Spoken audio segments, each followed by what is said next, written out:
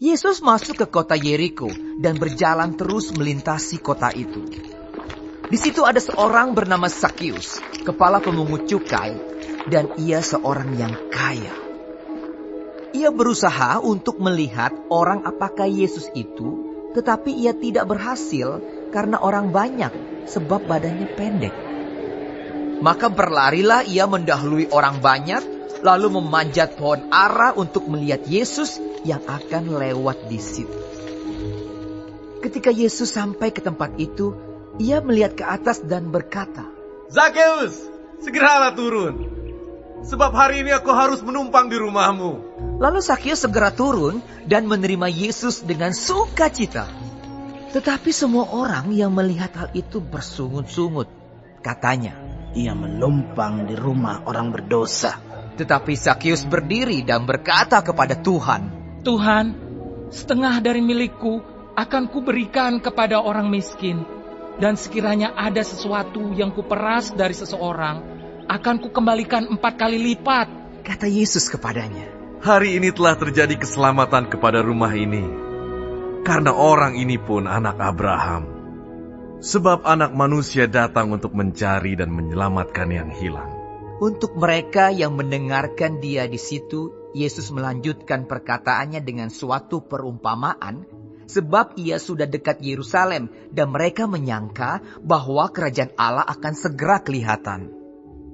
Maka ia berkata, Ada seorang bangsawan berangkat ke sebuah negeri yang jauh untuk dinobatkan menjadi raja di situ, dan setelah itu baru kembali. Ia memanggil 10 orang hambanya dan memberikan 10 mina kepada mereka. Katanya, pakailah ini untuk berdagang sampai aku datang kembali.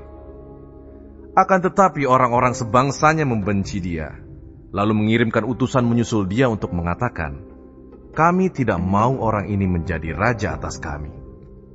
Dan terjadilah, ketika ia kembali, setelah ia dinobatkan menjadi raja, ia menyuruh memanggil hamba-hambanya yang telah diberinya uang itu untuk mengetahui berapa hasil dagang mereka masing-masing. Orang yang pertama datang dan berkata, Tuan, mina tuan yang satu itu telah menghasilkan 10 mina. Katanya kepada orang itu, baik sekali perbuatanmu itu, hai hamba yang baik. Engkau telah setia dalam perkara kecil, karena itu terimalah kekuasaan atas 10 kota. Datanglah yang kedua dan berkata, Tuan, mina tuan telah menghasilkan 5 mina. Katanya kepada orang itu, dan engkau kuasailah 5 kota. Dan hamba yang ketiga datang dan berkata, Tuan, inilah mina tuan, aku telah menyimpannya dalam sapu tangan. Sebab aku takut akan Tuan, karena Tuan adalah manusia yang keras. Tuan mengambil apa yang tidak pernah Tuan taruh, dan Tuan menuai apa yang tidak Tuan tabur. Katanya kepada orang itu, hai hamba yang jahat, aku akan menghakimi engkau menurut perkataanmu sendiri. Engkau sudah tahu bahwa aku adalah orang yang keras, yang mengambil apa yang tidak pernah aku taruh, dan menuai apa yang tidak aku tabur. Jika demikian, mengapa uangku itu tidak kau berikan kepada orang yang menjalankan uang? Maka sekembaliku, aku dapat mengambilnya, serta dengan bunganya. Lalu katanya kepada orang-orang yang berdiri di situ, ambillah mina yang satu itu daripadanya, dan berikanlah kepada orang yang mempunyai 10 mina itu. Kata mereka kepadanya, Tuan, ia sudah mempunyai 10 mina. Jawabnya, aku berkata kepadamu, setiap orang yang mempunyai, kepadanya akan diberi. Tetapi siapa yang tidak mempunyai, daripadanya akan diambil juga apa yang ada padanya.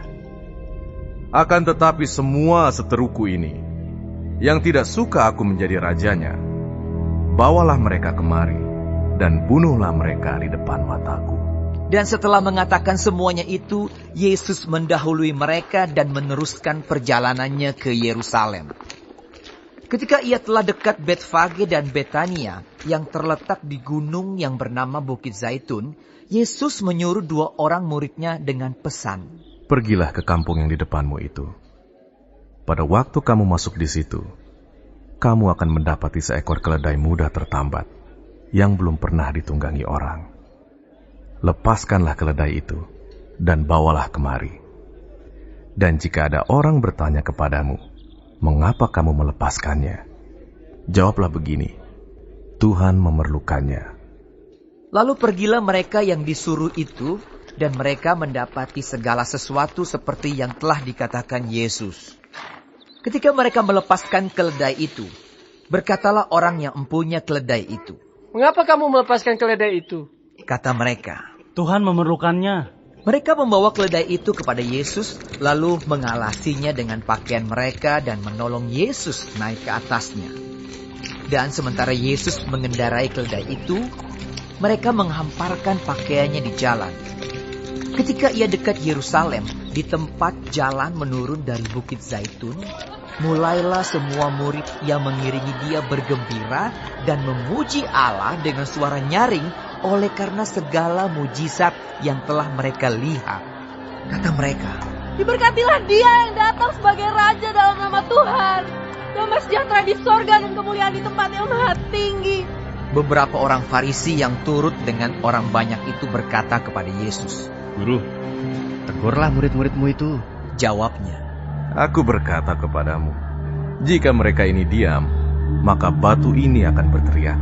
dan ketika Yesus telah dekat dan melihat kota itu, ia menangisinya, katanya, Wahai betapa baiknya, jika pada hari ini juga engkau mengerti apa yang perlu untuk damai sejahteramu. Tetapi sekarang hal itu tersembunyi bagi matamu. Sebab akan datang harinya bahwa musuhmu akan mengelilingi engkau dengan kubu, lalu mengepung engkau dan menghimpit engkau dari segala jurusan. Dan mereka akan membinasakan engkau beserta dengan pendudukmu. Dan pada tembokmu, mereka tidak akan membiarkan satu batu pun tinggal terletak di atas batu yang lain. Karena engkau tidak mengetahui saat bila mana Allah melawat engkau. Lalu Yesus masuk ke bait Allah dan mulailah ia mengusir semua pedagang di situ. Katanya kepada mereka, Ada tertulis, rumahku adalah rumah doa, tetapi kamu menjadikannya sarang penyamun. tiap-tiap hari ia mengajar di dalam bait Allah. Imam-imam kepala dan ahli-ahli Taurat serta orang-orang terkemuka dari bangsa Israel berusaha untuk membinasakan dia. Tetapi mereka tidak tahu bagaimana harus melakukannya, sebab seluruh rakyat terpikat kepadanya dan ingin mendengarkan dia.